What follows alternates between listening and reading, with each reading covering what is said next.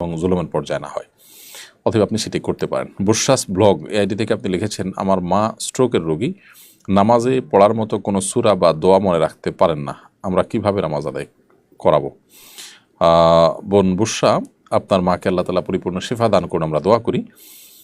তিনি নামাজে কোনো সূরা বা দোয়া যদি মনে করতে না পারেন, তো যতটুকু তিনি মনে করতে পারেন ততটুকু পড়বেন। তিনি যদি দাঁড়িয়ে রুকু সিজদা করে রাকাত সংখ্যা মনে রেখে সালাত আদায় করতে পারেন, তো নামাজের মধ্যে যদি এরকম হয় যে তিনি ভুলে যাচ্ছেন কোনটা পড়ছেন কোনটা ছুটছে সেটা তার খেয়াল না থাকে, তাহলে সেক্ষেত্রে এটুকুর জন্য তার নামাজের অসুবিধা হবে না, এটি তার আল্লাহর পক্ষ থেকে মাফ হিসাবে বিবেচিত হবে। কারণ লা ইউকাল্লিফুল্লাহু নাফসান ইল্লা উসআহা, আল্লাহ তাআলা মানুষকে তার সাধ্যের বাইরে কোনো কিছু চাপিয়ে দেন না। অতএব যেহেতু তিনি ভুলে যান, স্মরণ রাখতে পারেন না, আশা করা যায় আল্লাহ রাব্বুল আলামিনের কাছে এর জন্য কোনো দায়িত্ব তার থাকবে না।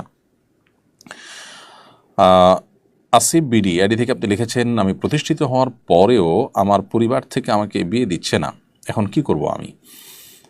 ভাই আসিফ, আপনার পরিবার থেকে আপনাকে যদি বিবাহ শাদী না দেওয়া হয়, তাহলে সেক্ষেত্রে আপনি আপনার পরিবারের যে সমস্ত সদস্যদের মাধ্যমে আপনার বাবা মা, আপনার প্যারেন্টসদেরকে আপনি কনভিন্স করতে পারবেন, তাদের মাধ্যমে আপনি চেষ্টা করবেন। যদি সেটা না পারেন, তাহলে আপনি নিজের উপার্জনে নিজে যদি চলেন, অর্থাৎ নিজের আয় উপার্জন থাকে, স্ত্রী চালানোর মতো অবস্থা থাকে, আর এদিকে বিয়ে না করলে আপনি গুনাহে লিপ্ত হয়ে যাবেন মনে হয়, তাহলে সেক্ষেত্রে আপনি নিজে বিয়ের উদ্যোগ নিতে পারেন। কিন্তু অবশ্যই প্যারেন্টসের মাধ্যমে বিয়ে হয় উচিত এবং শরীয়ত সেটাই বলে।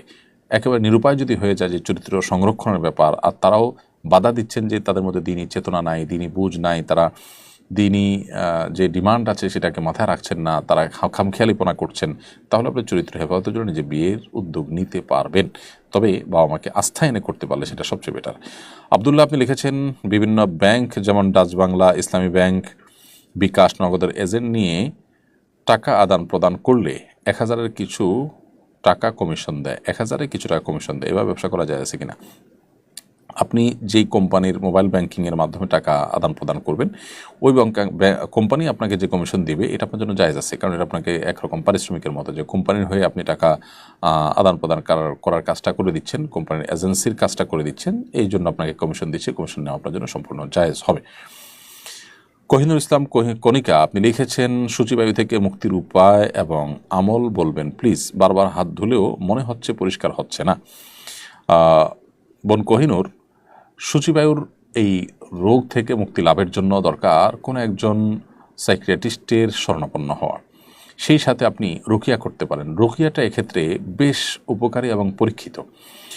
আপনি যদি রুকিয়ার বিভিন্ন অ্যাপ আছে, মোবাইলের অ্যাপ বা প্লে স্টোরে গিয়ে রুকিয়া লেখেন, RUQYAH, রুকিয়া লিখে সার্চ দিলে আপনি অনেকগুলো অ্যাপ পাবেন। এর ভিতরে যেটা আপনার সুবিধাজনক মনে হয় আপনি সেটা নামিয়ে নেবেন, খেয়াল করবেন ওখানে কোনো মিউজিক টিউজিক তো নাই।